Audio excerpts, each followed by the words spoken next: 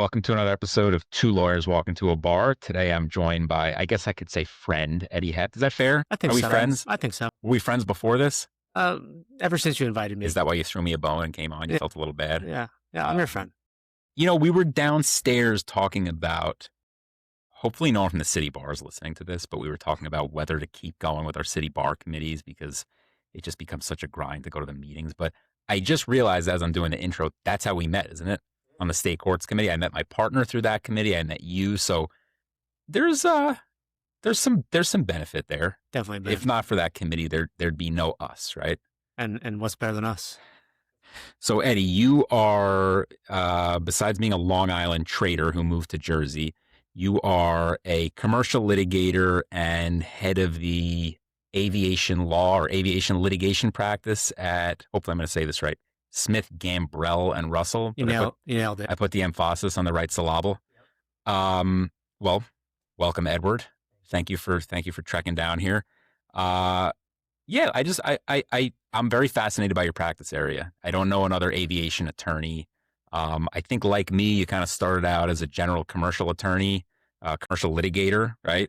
And now you are the practice group head or the practice chair of the aviation litigation group. Correct. How'd you get into that space? Well, let me back up. What is aviation law or aviation litigation? I have absolutely no idea what that means. Aviation litigation is what it sounds like, but it encompasses a whole wide variety of different disputes. So a lot of basic leasing disputes, but also runs the gamut. There's issues of financing, there's issues with repair stations, there's disputes over scopes of repair, who's going to pay for what. Mostly though, lessor-lessee type disputes.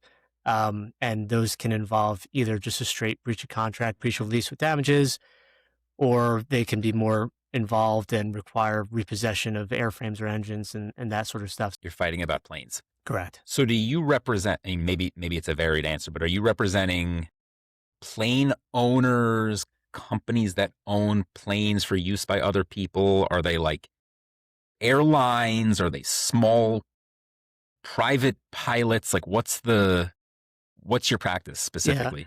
Yeah. No pilots, but sort of all of the above in terms of we represent major airlines.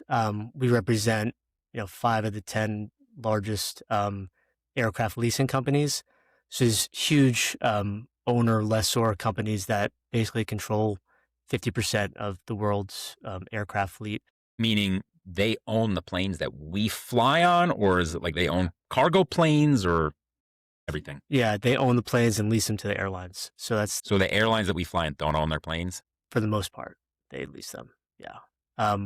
Which I understand didn't become that big of a thing until like the 80s or 90s. Mm-hmm. But that's, so taking a step back, I started off as a general practitioner, general litigator, commercial litigation, practicing mainly in the commercial division. But when I joined Smith, Gambrell, and Russell, the firm has a long history in the aviation space, started dating back to like 1925 when one of the founders of the firm helped start a company that became Eastern Airlines, which was something that our parents might know, but it was like one of the first commercial airline operators in the United States, and then sort of grew with the industry as the industry grew. So we have a very large and well-respected aviation practice. All right. So for whoever's watching this, I feel like this is one of those scenes, like, you remember back in the day on, like, I don't know if it was IMDb or somewhere else, or like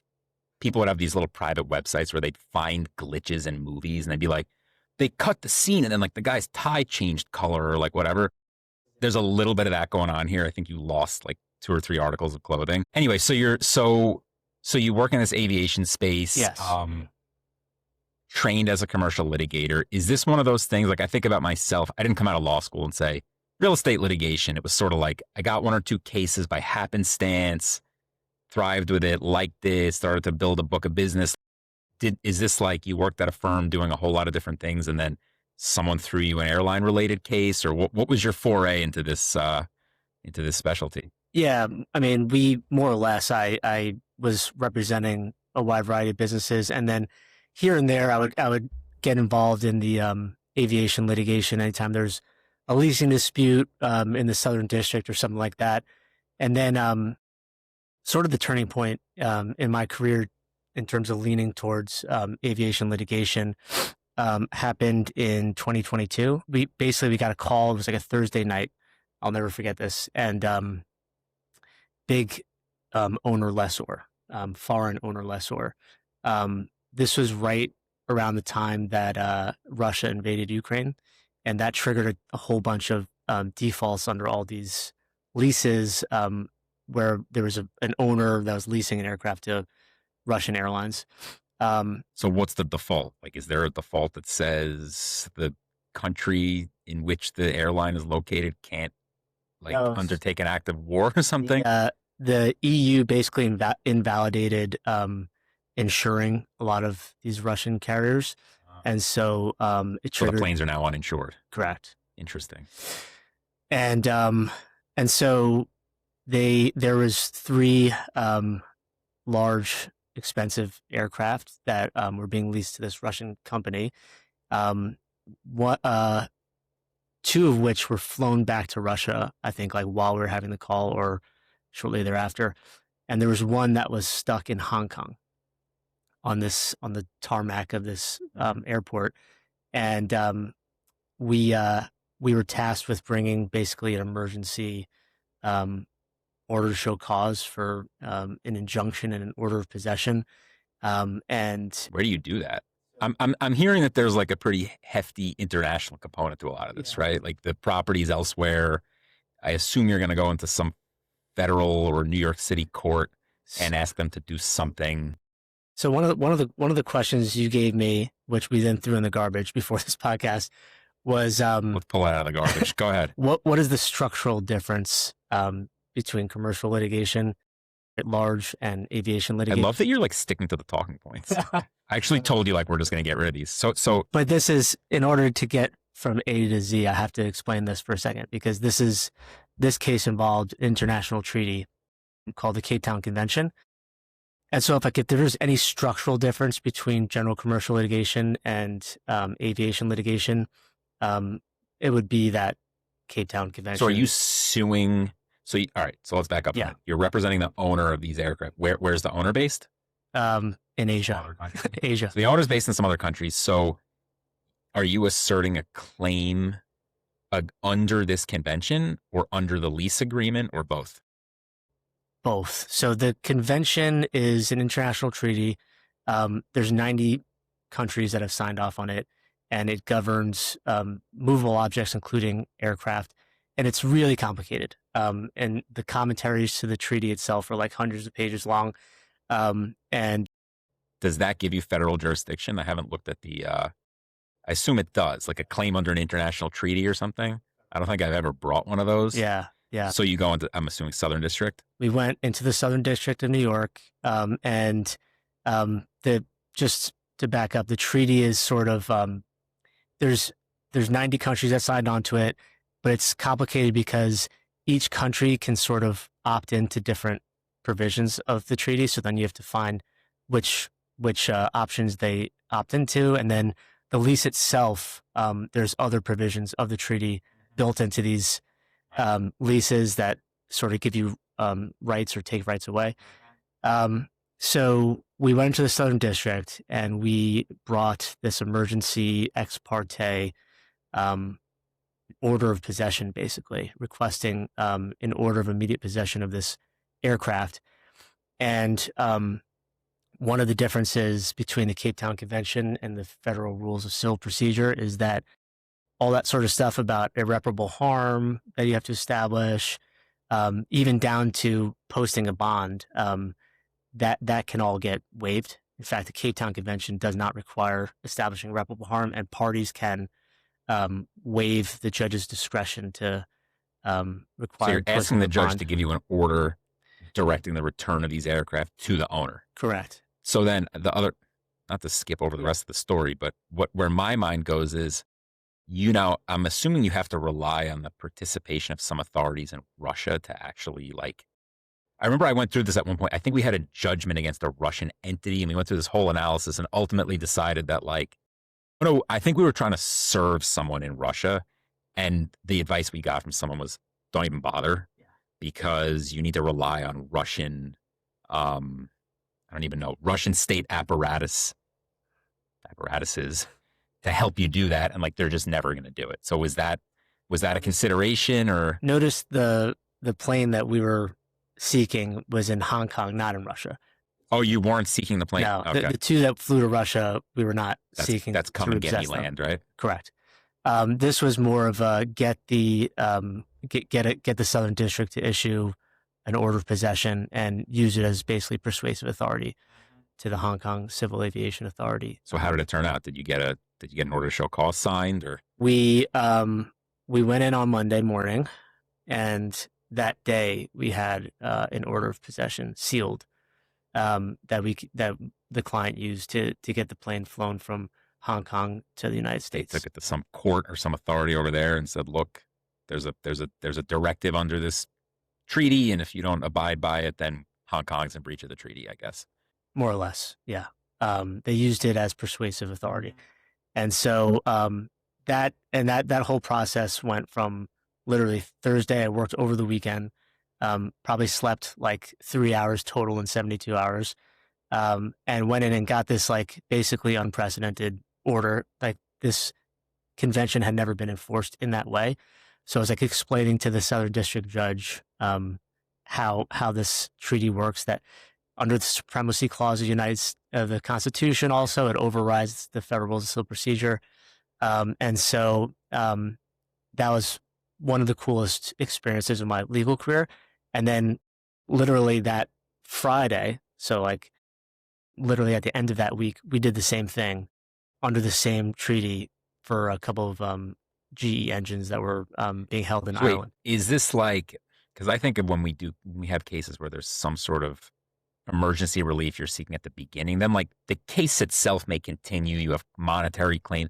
Was that it? Was the whole case just like that one application that it was over? Yeah. So the reason why the Cape Town Convention came into existence is because these assets are so valuable and they're making no money when they're sitting around, and so they give the owner lessors like a ton of rights, and so it's an order of immediate possession, period. Like not status quo. Like on the basis of what? A default? If there's a default, you can get the plane back. Any evidence of a default, you're entitled to immediate possession. Who flew the plane back? The client hired I was going to say you.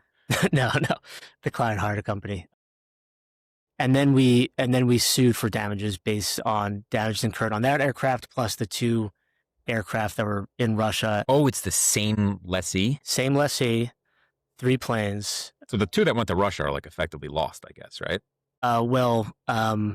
Not quite. Well, we weren't sure whether they would be effectively lost. We ended up, pursuing a claim for money damages on those and got like an expedited trial, basically. I mean, we took a very unconventional approach to the litigation, and we essentially waived discovery. And the judge was a great judge, still is a great judge. And did anyone show up on the other side, or was this all done on default? Like the first step was done ex parte, but was the trial like it was a 1-day bench trial. We put up a witness. They were threatening to put up a witness or two and end up putting up none and just cross-examining our witness. And we got a large money judgment on the 3 planes. That judgment was then used in an enforcement proceeding overseas. There's some assets that the lessee had overseas, and eventually, as part of the satisfaction of that judgment, the planes were returned. From Russia? Yeah. Wow. So this is like a success story to a level in litigation that you rarely hear. Litigation often involves 7 years of dumping money from one bucket to another with no end in sight. And it was the quickest litigate, the quickest get to trial I've ever been involved in. And so after that, it was sort of off to the races. So was this one of your first? I think the way we got down this road was I asked you about how'd you get into this. That was one of your first aviation cases. Um, it was my first big sort of like notch on my belt, cool, like going to court and getting something amazing. So something I always ask people when we do the Two Lawyers podcast is about like marketing and building a book, and I'm always curious because the answer there's some commonality between we've had people on here that are partners at big firms, solos, and there's some commonalities in how people market themselves. But I'm always curious to hear like what do you do? I don't know any like airline GCs or anything like that. It would be I don't know how to go out there and like drum up a case. Like, what do you do to market your services? Whether it's a matter of marketing victories, are you going to Vegas once a year to go meet like airline people? What's in the mix? I'm eager to hear. So the aviation industry is a small world, like most industries, and there's a handful of law firms in the United States that actually have built out aviation groups, and they're large international firms. So just chambers, if you care about that sort of thing. If you look at the aviation chambers ranked firms, and on band two, it's like Norton Rose, Pillsbury, Holland and Knight, and like Smith Gambrell, and so we're in there. I already knew that my firm was sort of in there with these big firms, and we have advantages, and we have a huge group with experts, in aircraft engines, leasing, all sorts of things. And to my knowledge, though, there has not been any firm that's marketed specifically aviation litigation. That's something that the head of our group, Pete Barlow, and I have been talking about for years, dating back to the case I just mentioned, talking about like why there's not this sort of built out niche litigation practice, because there's so much litigation in the aviation space. And so that's what we're doing. I mean, he named me as head of the group. We've been marketing, ever since, and there's conferences, ISTAT is a big conference. This year was in San Diego. I could not join because I had a federal aviation bench trial in Texas. But that's a big one. And then there's all sorts of, there's offshoots in New York. I mean, it's a very conference heavy industry. And then it just sort of word of mouth, in this role and in my sort of aviation litigation experience, I'm meeting like a ton of people, whether it's, engine appraisers, expert witnesses that I need, aviation service companies and that sort of thing. And just my network has naturally grew and grew.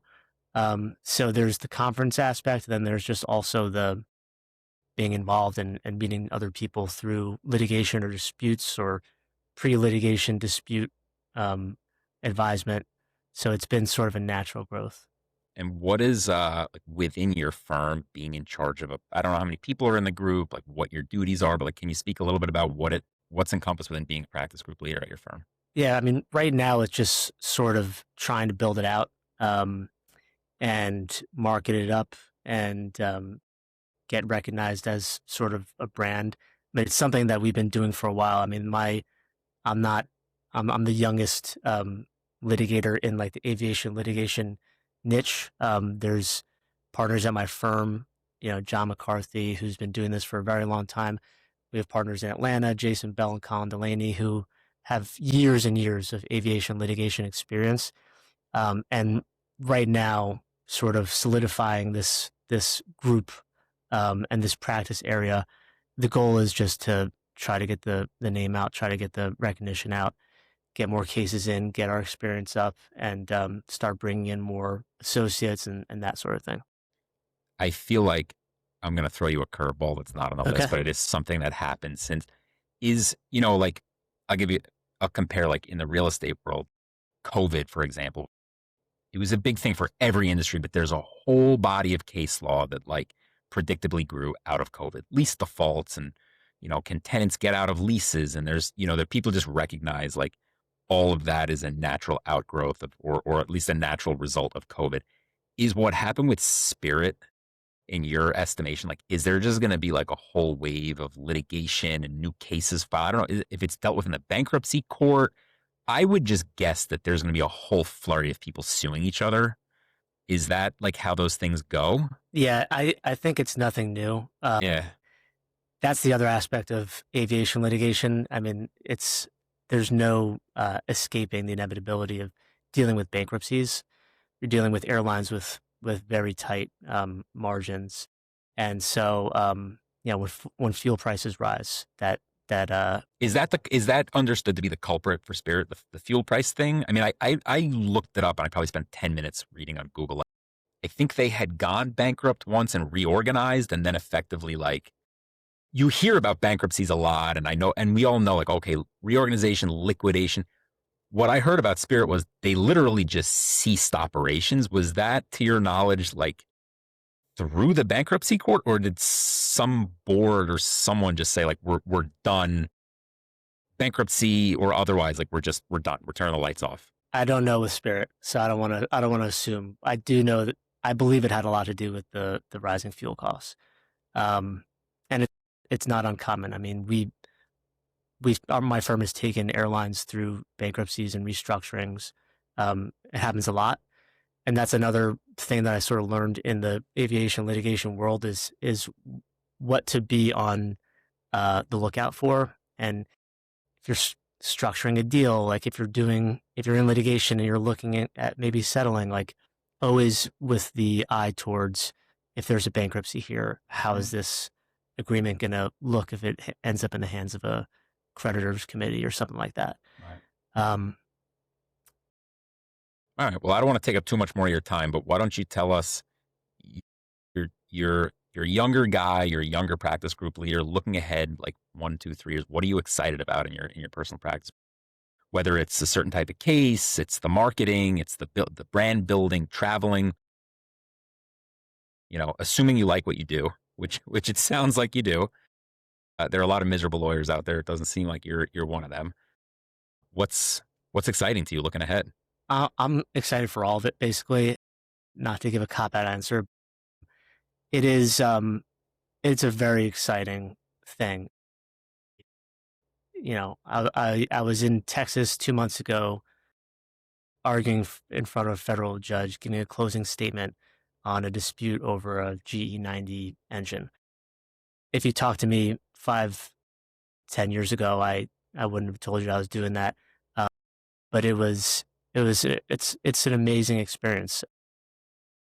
I feel like I'm a little bit more of like a insider, or like I know the players in the industry. And, if I go to a conference, I'm not necessarily going to be standing in the corner. I'm going to have people that I recognize. And a lot of that is just because of the support I've gotten from the firm internally. So, yeah, I'm looking forward to litigating more aviation cases. A lot of it has to do with, also I should mention, like engines. Engines are a big driver of. You've mentioned engines a couple Yeah. times. So that's what people don't realize. They think the plane, it's just the plane, but really the economics are in the engine. And engines drive a lot of the litigation. It could be something as simple as at the end of a lease, there's return conditions where a lessee has to return the engine in certain condition, and the lessor claims those are not satisfied. Well, then you have a dispute over the condition of the engine, or if there's a stall event mid flight or mid lease, the engine's returned. Whose fault is it? And so I've litigated a bunch of those. I'm litigating a couple now, and those are really interesting cases that inevitably involve expert testimony, expert reports, testing, bring it to metallurgical analysis and all sorts of things. So I'm becoming like more knowledgeable in the engine mechanics. And I just am more enthusiastic about like the industry in general flying, airlines, becoming sort of like nerdy with it. And So you're an aviation nerd. I'm becoming an You're aviation. becoming an aviation I wouldn't call nerd. myself nerd yet, but I'm nerd You're getting adjacent. there. I'm nerd adjacent. The last 5 minutes of this discussion have been like a little aviation nerdy. Yeah. Yeah. Good, man. Well, thanks for coming on. Sounds like you got your hand in something exciting. And as a friend, I'm excited to see where it goes for you. Appreciate it. Thanks.